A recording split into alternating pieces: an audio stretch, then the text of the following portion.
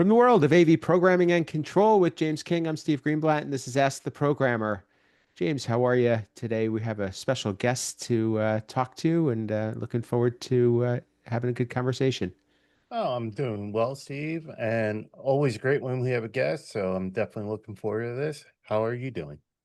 Doing well, doing well. It's uh, nice to get on a roll. We've had several good guests in the past, and we've been sharing some of those episodes on LinkedIn and the Ask the Programmer group, and trying to keep those conversations going. So hope everybody can join us there. And without further ado, we get to meet somebody who I just got the pleasure of being introduced to. He's just joined Q-SYS, and his name is Jason Martinez, and he's the Q-SYS Ecosystem Developer. Welcome, Jason. Hey, how y'all doing today? Thank you for having me on. Thanks for being here with us. When we first met,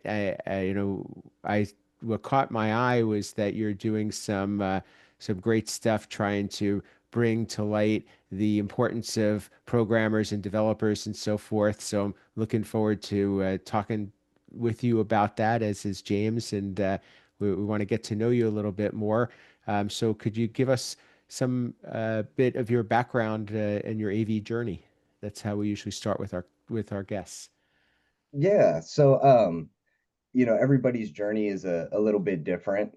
So mine started a little unconventional. I started around the age of 10, making cables with my dad in the driveway.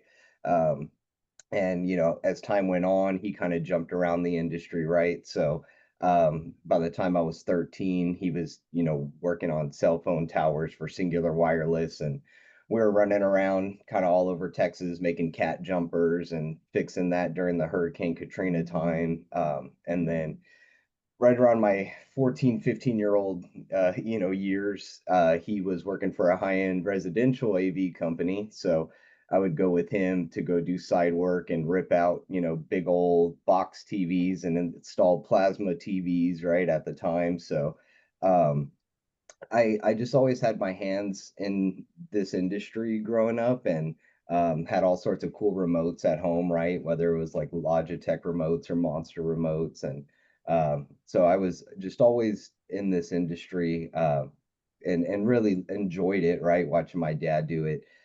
So right out of high school, I didn't do the college thing. I thought, I'm gonna just try to find my way. And um, I actually ended up joining the automotive industry to kind of try to diversify myself and think I'm going to just do a little bit of a different path. And during those years, I was dating my wife, and she ended up getting pregnant. So I was like, I need to make a real career change, right? And have a real path for myself. And so I looked into joining this industry professionally. And at first, I was kind of applying everywhere and wasn't getting anywhere. And the only place I was able to get in was Time Warner Cable. And I was, explaining my situations to everybody, but without any real kind of professional experience on my resume. It just didn't necessarily matter, the history.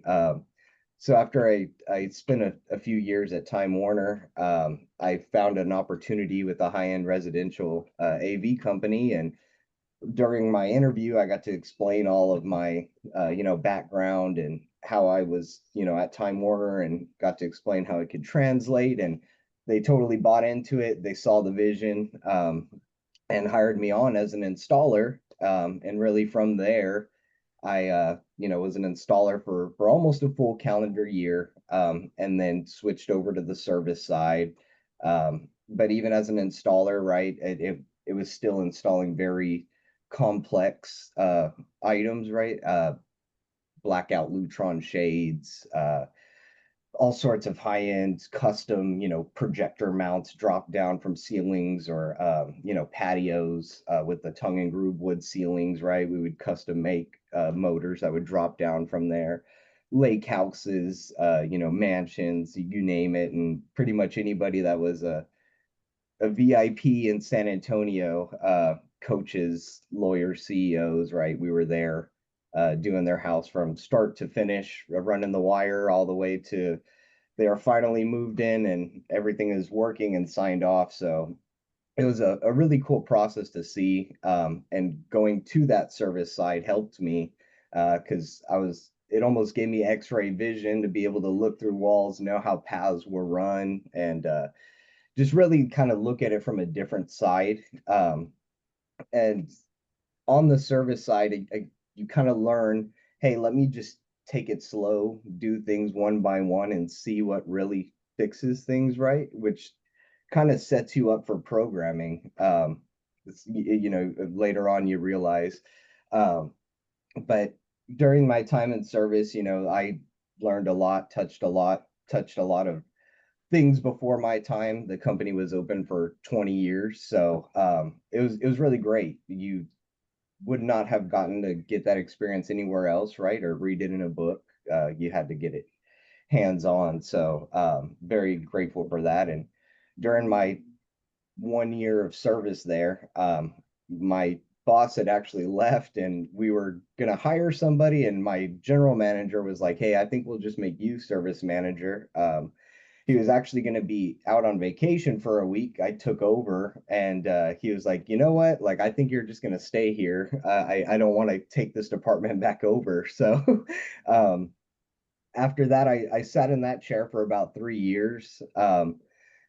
It pretty much handled everything remotely and with my technicians or my clients, right? And by that time, being able to sit behind the chair, I got to see things from a different point of view. And I was setting up like servers for all of our network equipment to be able to be monitored on, right? And we were Snap dealers, so we used a bunch of the Snap tools that they had too, and just monitor that stuff. And whenever clients called in, just depending on what tier of package they were on, right, I would offer them immediate service. And so it was a really good learning experience. And by the time I was getting closer to my 5 years there, I just realized I knew I was ready for the next step. And so one of the guys I actually previously worked with was at my previous commercial integrator, and he was a designer for my high-end residential AV company. And we always just kept in touch, and he was a really good friend of mine. And we just talked on the phone one day and he was asking if I was looking for a job, and I told him I actually kind of was. So he put me in touch with the guy that was the head of AV at the commercial integrator I was with previously, and the rest was kind of history. I I interviewed, he was happy with me and was like, when can you start? So I started with the commercial AV company a little over 2 years ago, and left a little over 2 months ago.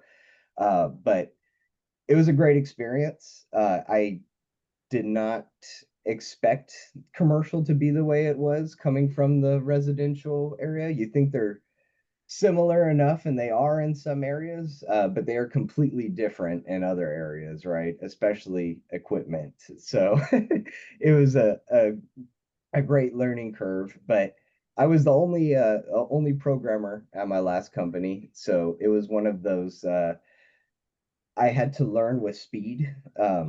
So there was not really a whole lot of downtime to trial and error a whole lot of things, especially between the manufacturers. And I was our programmer, commissioner, and configurator. So it was kind of, you got to get this done in 2 shots maybe. But I don't like to run service calls on myself, right? So it was like, make sure you do research, make sure you get in and out, and nobody's getting a call on you. So that was my main goal, right? Was what can I do to make sure nobody's ever going to call back on me? And that's just kind of what I kept in my mind the whole time, having the service manager background, right? Um, and so between kind of those different experiences and mindsets, I feel like I was able to add those up. And eventually near the end of my commercial integrator days, I started building a lot of Q-SYS modules, and custom user components rather, um, and really getting into the Lua script aspect of it. And as a commercial integrator, I kind of had a choice to make, right? And you end up working with all the different manufacturers, but you tend to have a favorite, right? Or as I used to say, like if I work on this one or run a service call on this one, I know it's going to be a good day versus this other manufacturer. It may take me a lot longer and I may be there the full day for this one service call. So that's where I kind of found myself. And um, I was just hitting kind of another fork in the road with the last integrator. And I was like, man, I'm kind of ready to level up. I'm doing this all the time at home. I'm doing it at work and really at home just for fun. Nobody was making me do anything. I just wanted to, advance and see where I could take things and pushing out those modules on my own time. And between all of that, I was really thinking like, man, I want to put my all my eggs in one basket for a company that I love, and want to work with every day. And Q-SYS was one that I would go home and work with for fun and show my family, friends, and everyone I used to work with would call me a wizard and all that stuff. So I was like, man, I want to try to apply and work here. And so I really from the beginning of the year, I was trying to apply and get in for various positions. And, I was working with my Q-SYS recruiter, and she was really excellent. And when this ecosystem developer role opened up, she actually contacted me and said, "Hey, there's this role that I think would align with what you're doing, perfectly. Would you be interested in applying?" And so I applied and got to meet Gary and the rest of the team, and it just kind of went from there. Wow, that's what a great journey, because it sounds like you've touched a little bit of everything, and you have a solid foundation, and this has pretty much been in your genes since your t childhood, which not everybody can attest to that. Yeah, and it's a really great experience, right? And getting to see some of the different years of technology, right? And one of the things I think that helped me get my job at Dominion initially, my residential AV company, was during the interview, they had a bunch of different pictures of cables up there, right? Composite component and HDMI. And they just want to kind of gauge where everybody's at, and they're like, what are those cables and what are the use cases, right? And so composite component HDMI, and what are the goods and the bads. And I'm like, well, HDMI is great, it's convenient, it's one solid cable, but if you want to like separate audio and video, component composites the way to go, man. And it just kind of came from being 13 years old, having 3 or 4 different box TVs in my room, right? And splitting video however many which ways before it started to attenuate. So a lot of it was just kind of tinkering beforehand and uh, constantly just having a question, right? And that's what I feel is a pretty consistent method in AV, right? Is never stopping asking the questions. Absolutely. So James, you and I have talked a lot about, what's the best path to become a programmer, and, do you learn programming and then learn AV, or do you go up in the ranks as in AV from being a technician and graduating to a programmer's kind of speaks to that. What are your thoughts about the Jason's journey and some of your takeaways?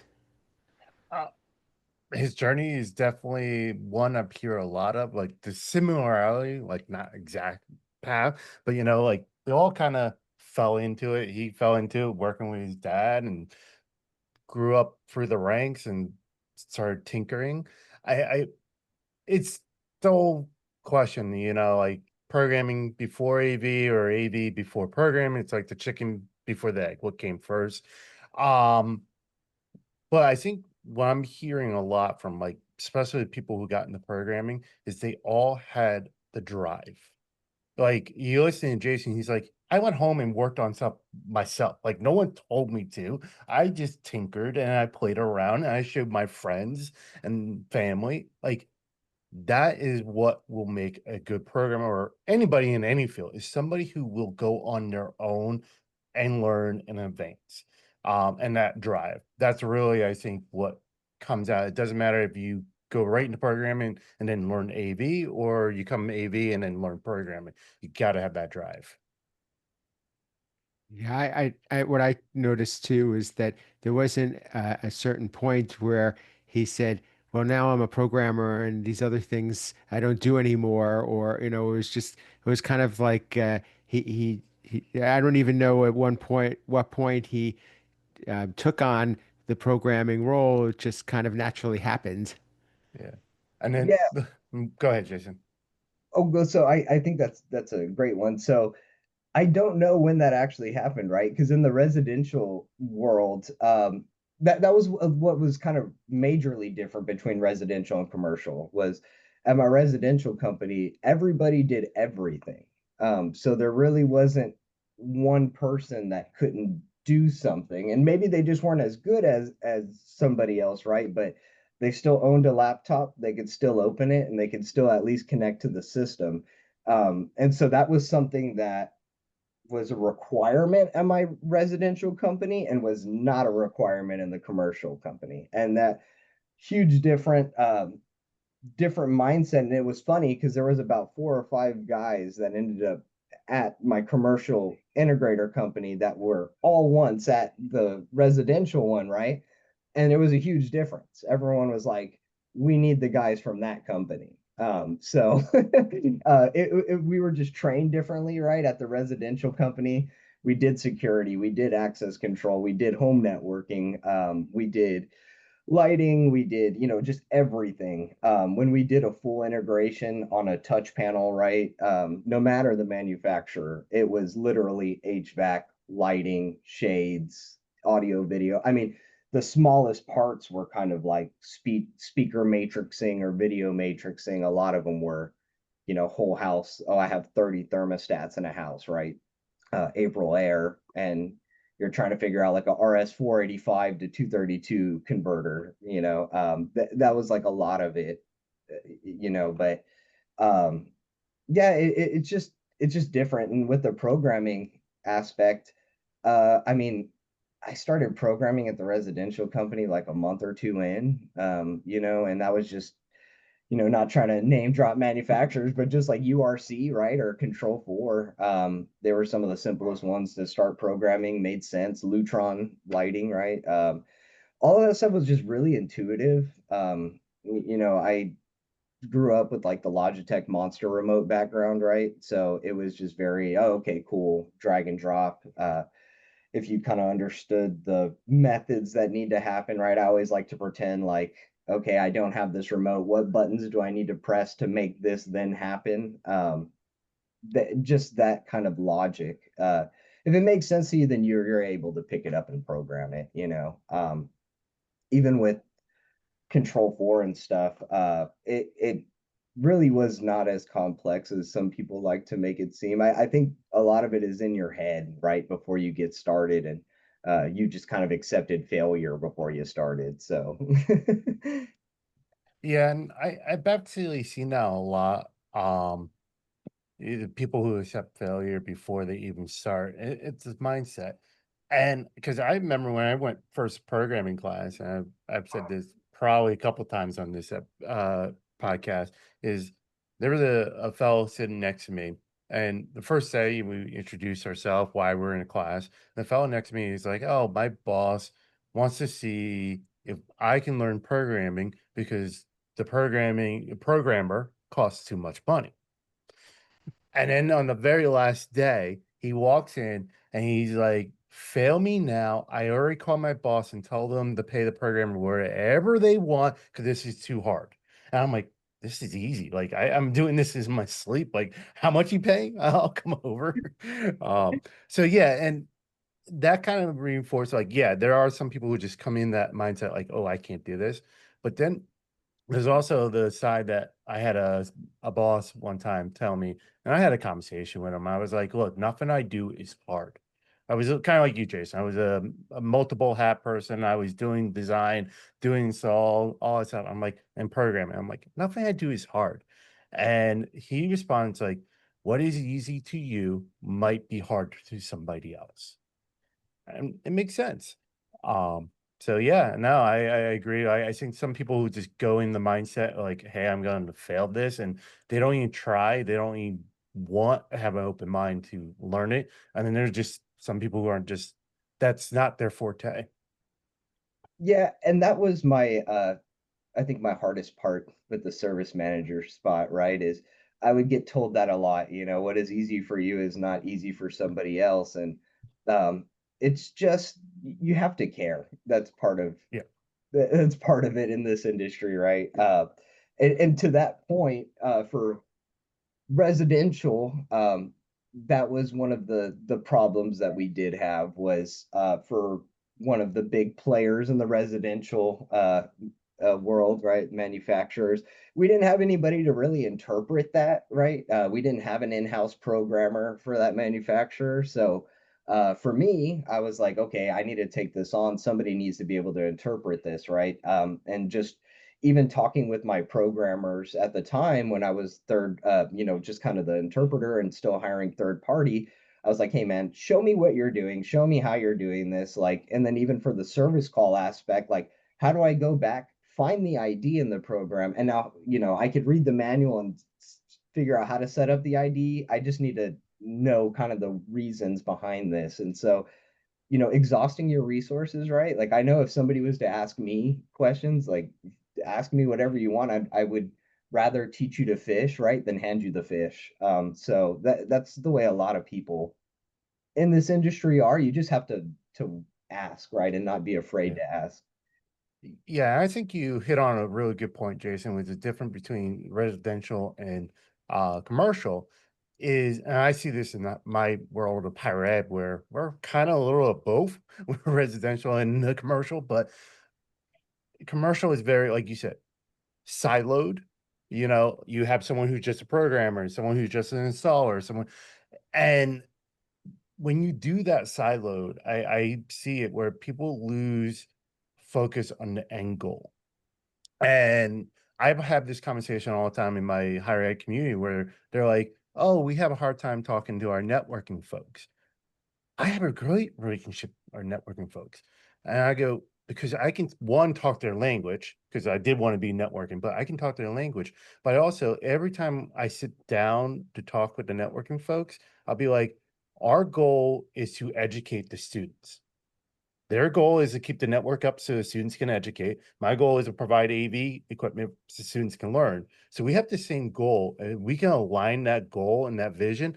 Then we just got to figure out the nuances of our unique areas, and we come together pretty well and be like, "Here's the goal." It's those silos where they don't want to talk to each other. They don't want to understand. And but the residential, you got to wear multiple hats. You got to make the client happy. You got to learn. So you're tinkering the network. You're tinkering in this and tinkering in that because that's your bread and butter. Butter. Yeah. No, exactly. Exactly. Yeah, and it's a little different too. In residential, that's where they're living 24/7, right? Mhm. Commercial, they get to leave at 5 o'clock and it's not really a worry till the next day. And, when they come home at 5 o'clock and the TV doesn't turn on or the smoke alarm is going off or whatever, then it's a huge problem. So yeah, it's definitely different needs, different services you have to offer too. Yeah, the other thing I think I noticed in the commercial world too is yeah, everything is very segmented, right? Like, oh, I'm an installer, I'm a cable runner, I'm a programmer, I'm a commissioner, but there wasn't really a blend. So when I was at my last company, I did not really care what you sent me on. It just maybe didn't make the most sense with my time, right? To send me to a service call that was 3 hours away.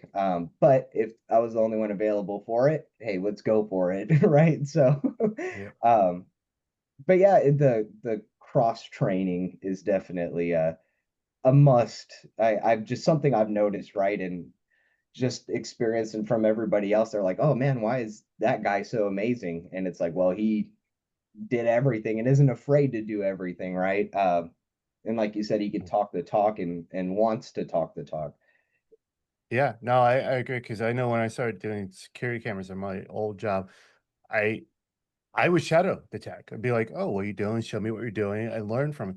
And I got to the point where one time he actually, the service tech was like, I love when you call me about a problem. He's like, because I know it's a problem. Cause you go through all the basic stuff before. I'm not coming out and rebooting a camera and then leaving and wasting my time. He's like, you done all that before. It comes out and it's like, it's a real problem. I get to flex my muscle. I'm like, yeah, Right. yeah. So It always works out better that way anyway. You don't want to have to cover for the previous tech, like, oh, this guy just didn't know what he was doing and have to like Mhm. make up an excuse or right. yep. Or try to let the client know kindly, like, yeah, maybe they just didn't know what they were doing last time because it wasn't this or this. It was actually just something this simple. But yeah, and being upfront and transparent with your clients is definitely 100% necessary. And I feel another way to get the clients to say good things about you, right? Back good feedback to your boss. That always matters. Yeah, as the programmer, whenever you take on that role, especially like in my last role, it's all on you. That was kind of my love for it, right? I didn't have a coworker. I didn't have somebody else to necessarily assist or even kind of like handicap me in a way, right? Sometimes it could be a handicap, but it's awesome because you get to just go do your thing. You're 100% responsible for it. So it's that double-edged sword of if it's done, well, then you completed it. And if it's not done, well, you didn't complete it. Yeah. So that's what I always liked about it. This is a great conversation, and I don't want to interrupt it. And just as a preview, we will be having Jason back for another episode, which you can tune into next week, where he'll talk a little bit more about his current role. But if you would, Jason, in wrapping up, can you just maybe give a couple of tips that you would recommend for somebody who's looking to evolve their career in programming? Because it seems like you've done a great job of that.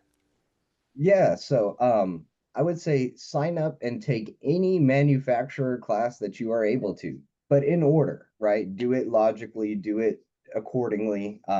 Start from the basics, work your way up, get into your online classes, talk with your instructors, stay after class, send them emails after you're done with class, try to work on complex things, right? I did that with Jeff Perkins specifically. So after I took my class and I was working on components, I was emailing him in my off time. So it's in any real training class, they will tell you one, a programmer does not know everything. Exhaust your resources, know how to use Google, know how to use the manufacturer's help section, right? Every manufacturer has one. But yeah, really exhausting your resources, asking questions, and taking training classes. Make sure you know the fundamentals before you move up, right? But you'll know when you feel stuck, you're ready to move up. Fantastic. I appreciate that. And this was a great conversation. As a note, Jeff Perkins was recently on and Ask the Programmer. If you haven't tuned into those episodes, 228 and 229, you're in for a treat. He's got so much great information there and so much to offer and share. And he's a trainer and curriculum developer at Q-SYS. So, Jason, how can people get in touch with you if they want to, continue this conversation just as you recommended? And you've been their instructor for the past 20 minutes or so. How can they learn from you, get in touch with you? Anything that you wanted to share in terms of social handles or anything about Q-SYS? Yeah, definitely. So I'm on LinkedIn, Jason Martinez. If you search me like Jason Martinez QSE, I come up. But my email is also jason.martinez@qse.com. And I love collaborating, working with people, right? I have some friends overseas that even ask me questions. So even prior to my job here, they were like, hey, how are you making this happen? So I don't mind. I don't gatekeep information. If you have questions or anything like that, feel free to ask. Wonderful. And QSYS can be found either the communities or developer communities or on the web. Yes, exactly. And yeah, and I'm also on developers at communities as well. But yeah, just our website, qsys.com, or developers.qsys.com as well. Awesome. Very cool. And we'll put those links in the show notes. So please do take advantage of that. And as I said, Jason will be with us for the next episode, so you'll get to learn more. James, how can people get in touch with you, continue this conversation? And if you had any final notes or comments that you wanted to share. The final note comment is I'm hearing this a lot, especially with Jason's path from other. If you want to learn, you got to put the work in. It really comes down to you got to put the work in. You can't be scared. Exhaust your resources, like Jason said. You can Google. You can hit us up on Ask the Programmer community. You can hit Jason them up on the Q-SYS developer. You can. There's so many resources out there. Don't be afraid to ask. The only dumb question is the question you don't ask. And because we've all been there, we've all have started somewhere and had to learn. So don't be afraid to ask. And there's somebody who will help you and move you along. Again, you want to get a hold of me? I'm on the social AV_James King. Google me, you'll find me.